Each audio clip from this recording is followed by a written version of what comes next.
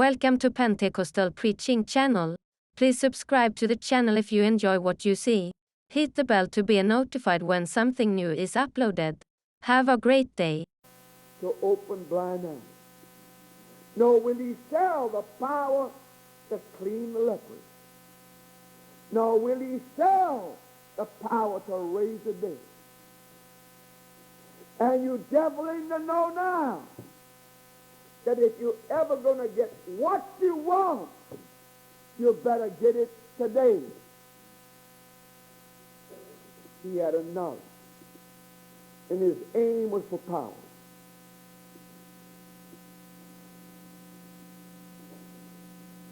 Therefore,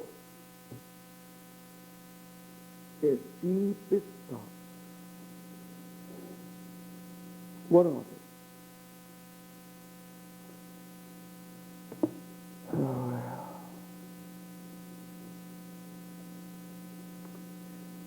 I'm positively sure he will never sell out. Because just yesterday, the alabaster box of ointment. He didn't know how much that was worth. He didn't care. Or if he knew, he didn't care to have it. If I ever get anything out of this man, it will be from the Jews. I have been with Peter. I have been with Matthew. I have been with John. Great men. We lived on nothing. We slept on nothing. We walked for miles. And now the end is near. The Jews want him.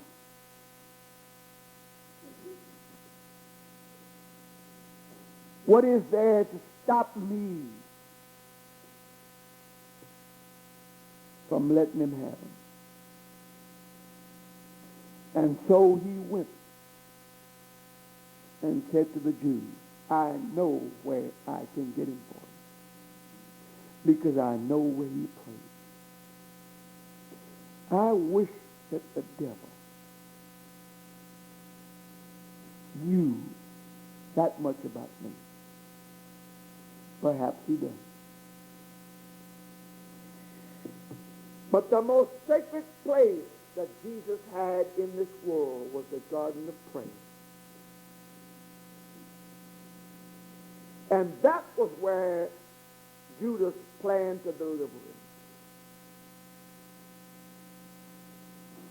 And after he had agreed upon the 30 pieces of silver,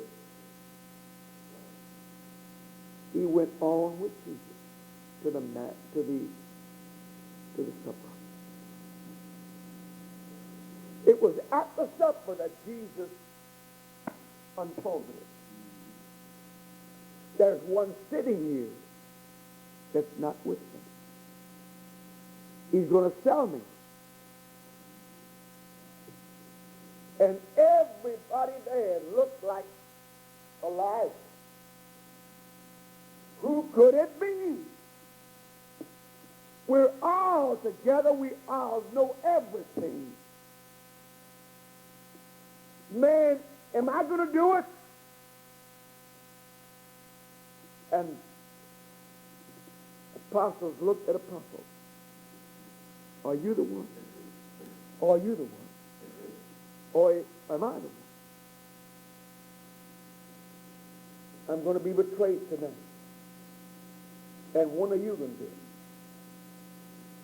But Lord, what I want to know, am I going to do it?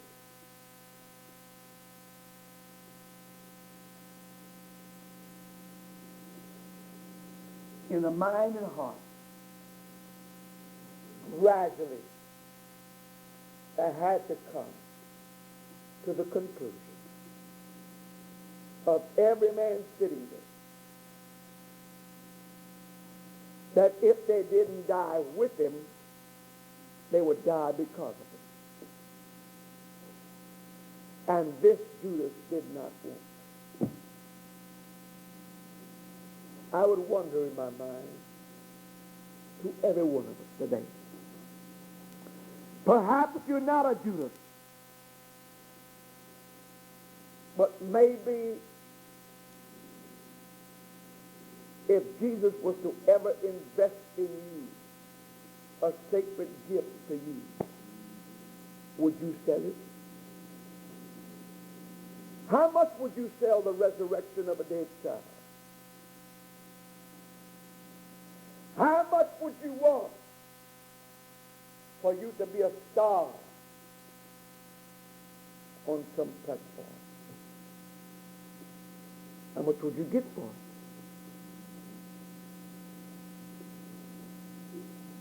How much are you going to make for that next meeting? Man, I'm a preacher. I've got to have so much. I know preachers that have left this very seat could not earn a nickel for that preaching. Turned out to be a drawing card. And today, is sitting on top of the world. Music goes to the top. And preachers have told me themselves, I wish I'd have never got it. Because I cannot find one person in this church that received the Holy Ghost during that meeting. And yet I gave the man $800 a week. That's what the people brought. That's what I gave it. But I just don't believe they received all of it. Is that what we really want?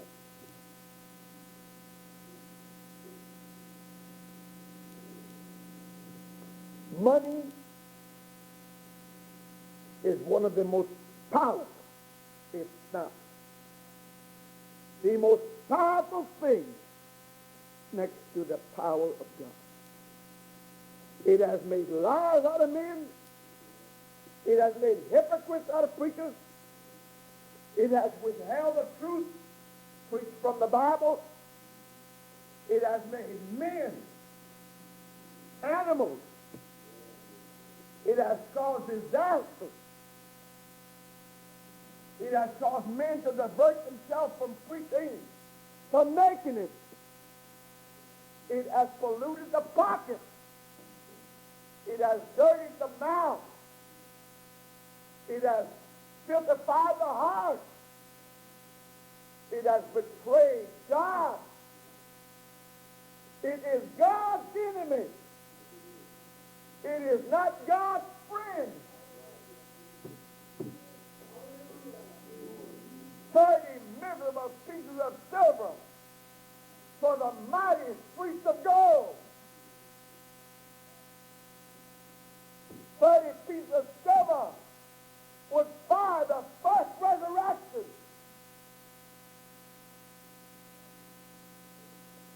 30 pieces of silver would buy a name stamped on the city 4 square. Scratch it off and put another one there. 30 pieces of silver would sell the little children that died in Herod's time. 30 pieces of silver sold 11 pure and clean apostles in their family. 30 pieces of silver sold the scarlet robe that was stained by his blood. 30 pieces of silver was all I want out of life. All I want. What do you really want? I want a good-looking husband that's a powerful preacher. You poor little old silly piece of some money. That's what you want, huh? Do you want any part of Jesus Christ? Do you want any part of his tears? Would you like to be smeared with his blood? Would you like to have his cross on your back every day? You didn't come for that. I came for what I wanted, and I'm going to get it. If I don't get it from him, I'll get it from Jesus.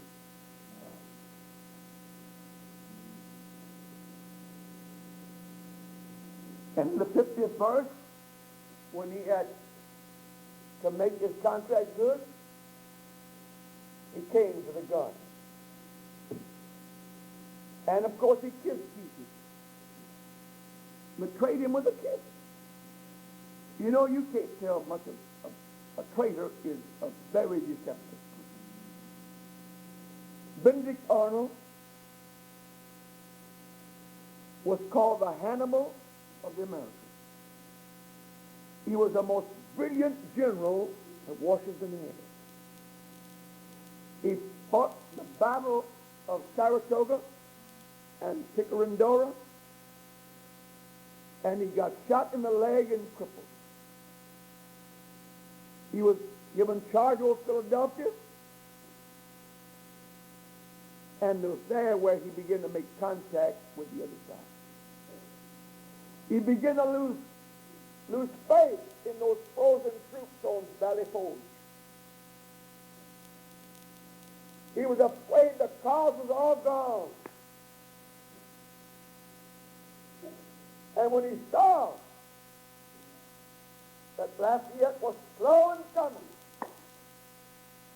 and that the British people had enough resources to crush the colony,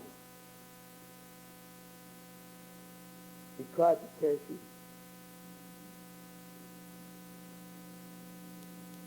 He finally made contact with them, made his application for West Point. And when he got it, he neglected it to nothing. While Washington was believing all the time that he was preparing West Point for what it was to happen there, he was just letting it go to rain. He went to the battleship Vulture in the middle of the Hudson. He contracted to meet Andres, but it was understood by his commanding officer: do not take off your uniform. Do not take off your boots. Be sure that you're not caught as a spy. But Benedict Arnold was making contact. I'll turn West Point over to you for a commanding position in the British Army. It's all so well arranged. And the man that Benedict Arnold trusted the most, get him back toward the British Army. Get him back quick. And be sure that you see him across. But instead, he brought him almost there and said, now, all you've got to do is make this turn and that turn and the other turn. Cross the bridge and you'll be there. Now understand that. That's all you got to do. He said, I'll leave you right here. You kill him. Biggest mistake you ever made. Some insignificant rabble rousers suspicioned him by the good looks of his boots, arrested him, started to bring him back to Benedict Arnold, and they changed their mind and brought him back to the headquarters of the U.S. people. Thus, America was saved by an accident. But there was a man in West Point that when he got the news,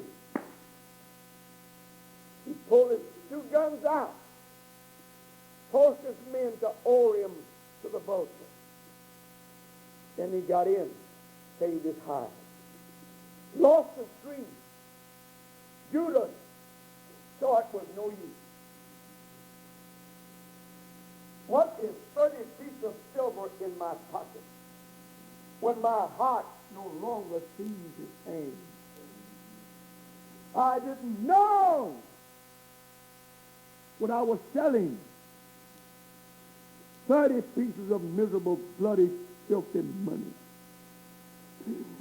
Oh, my soul is hungry. Oh, for a prayer meeting. But I've got him and the price of him here in my hand.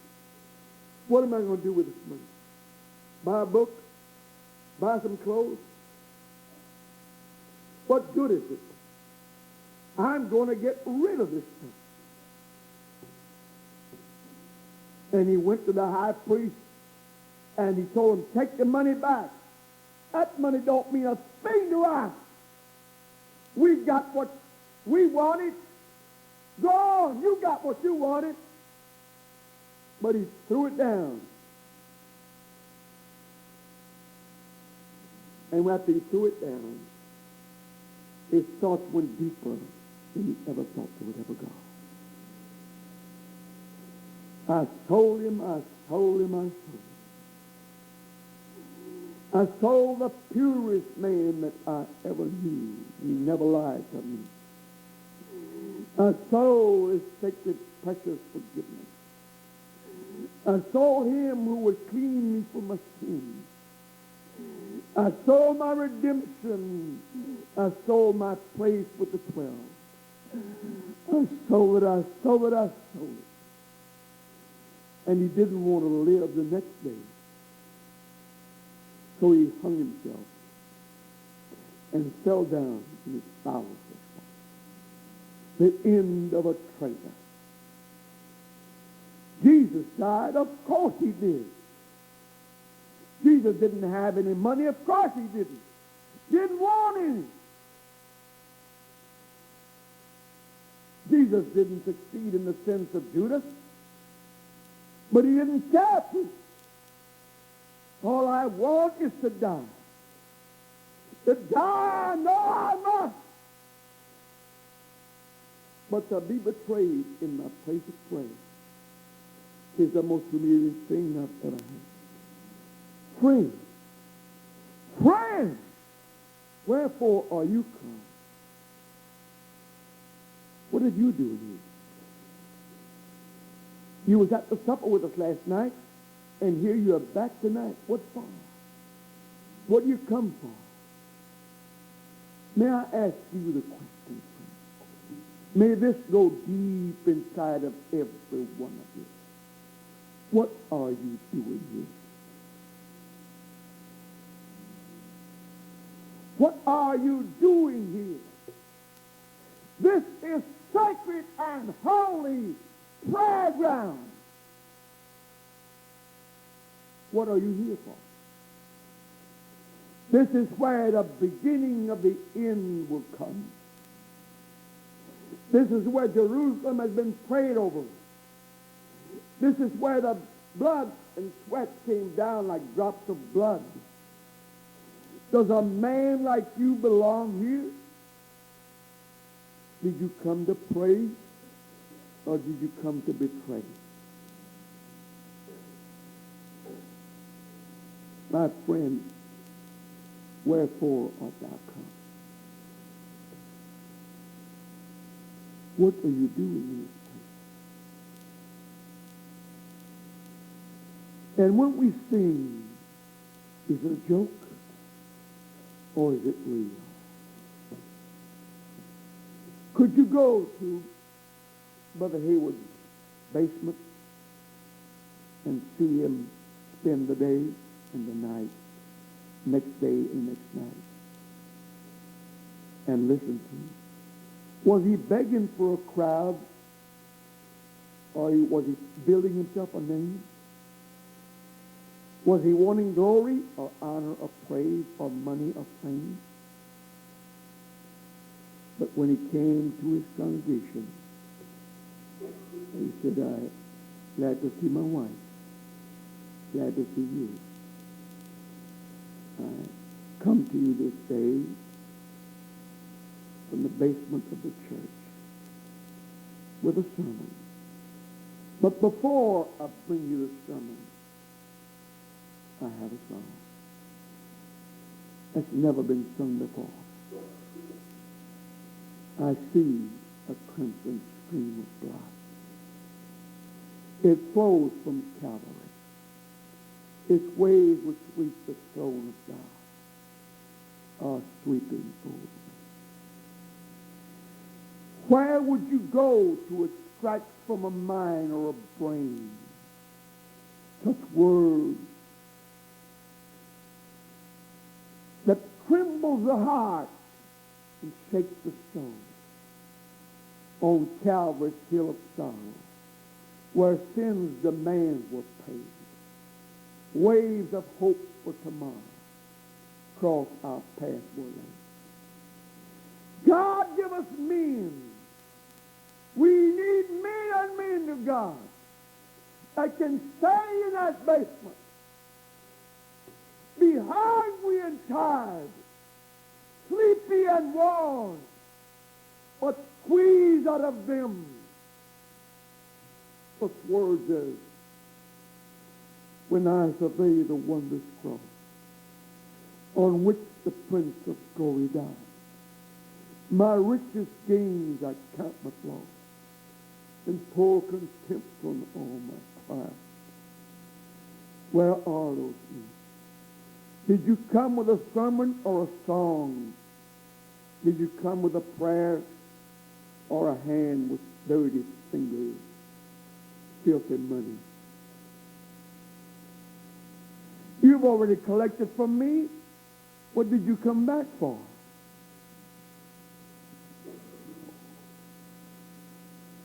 What will you do with Jesus when you get him? What will each sermon you preach sell for? What will each book you write prophecy? How many homes and how much real estate will be yours when the end comes?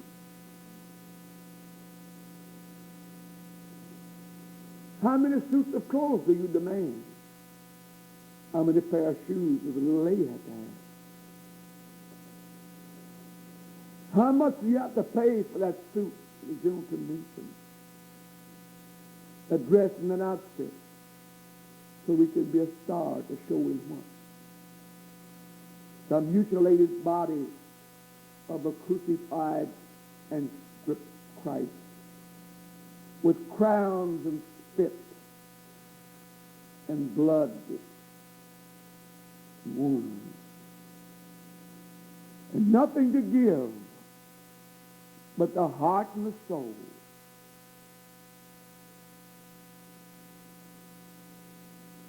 To men and women who perhaps never know the difference. But Judas, what are you doing here?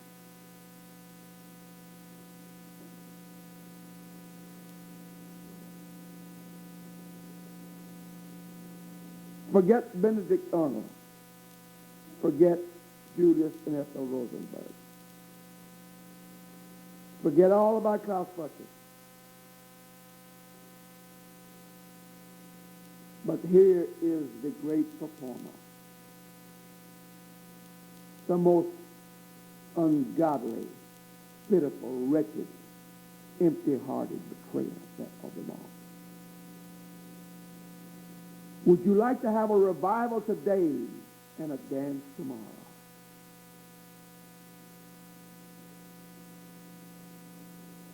Would you want a revival for your sake or for their sake? Are you preaching for yourself or for them?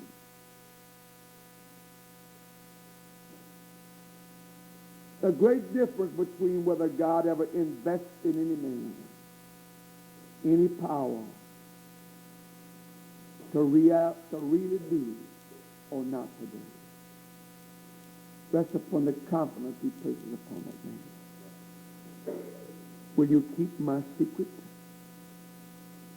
My power is in the prayer room. Will you take a betrayer there? Oh, that somebody knew where we prayed. You might say his prayer room was his undoing. He went there frequently.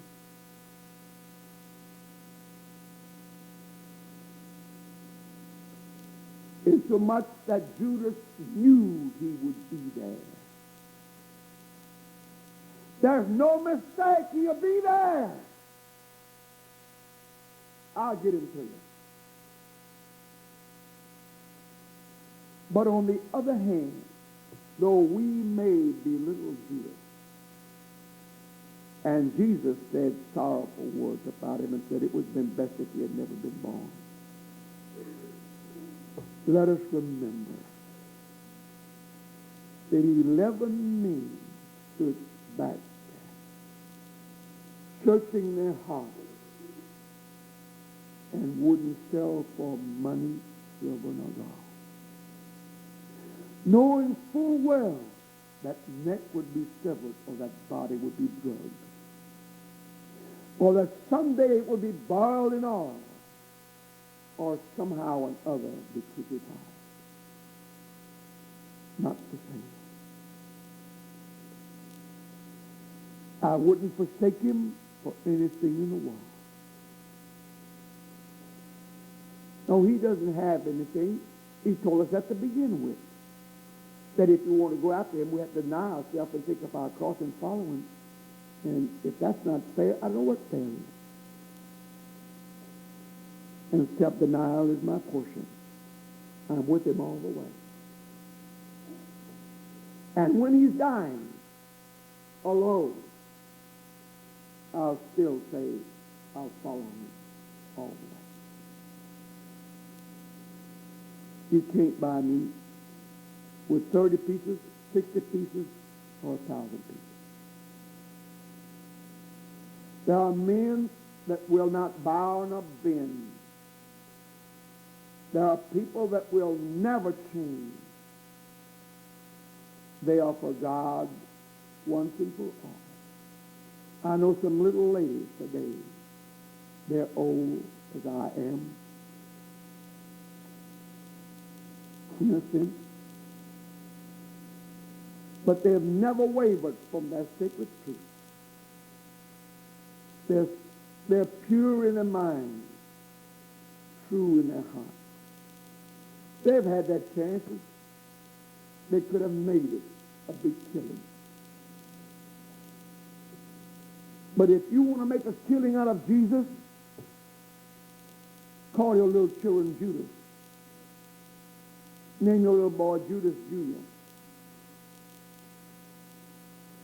And do you know that we've got churches today that are Judas churches? Do you know that there are books read about the heroics of Judas Iscariot? That there are people today that are trying to get converted to the great, wonderful work of Judas Iscariot. He has a following. But do you know, if you don't know, that he died before Jesus died? And that Jesus Christ has a following too. Great is their loyalty. Mighty is their devotion. Sweet is their song.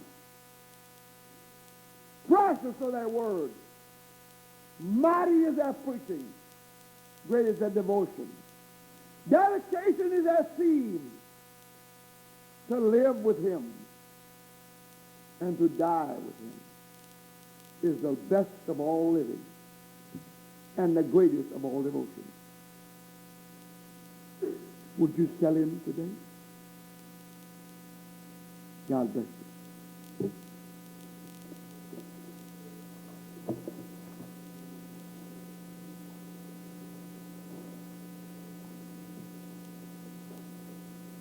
I